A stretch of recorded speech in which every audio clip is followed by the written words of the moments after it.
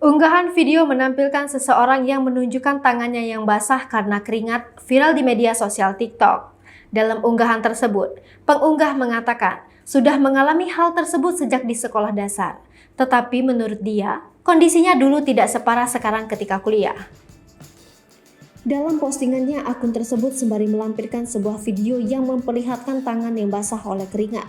Beragam komentar muncul terkait video tersebut. Sejumlah netizen mengaku juga mengalami hal serupa.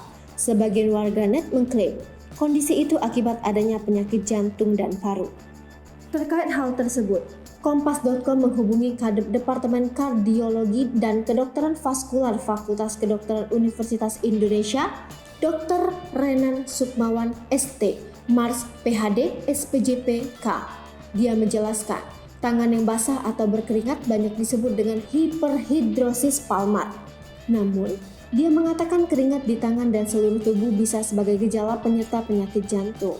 Apalagi disertai dengan adanya keluhan nyeri dada, punggung, ulu hati, maupun sesak.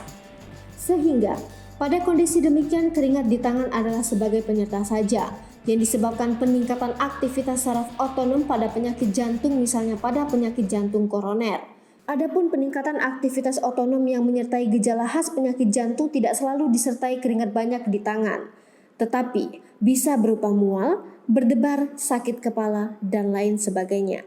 Renan menjelaskan, jika kondisi tangan berkeringat banyak terasa mengganggu, maka sebaiknya periksa diri ke dokter untuk diberikan obat maupun diberikan tindakan untuk menguranginya. Adapun, jika gejala keringat di tangan disertai dengan gejala sesak, nyeri sekitar dada, berdebar, dan sebagainya, maka bisa diperiksakan lebih lanjut. Apakah itu bagian dari kelainan jantung, paru, hormonal, atau yang lain?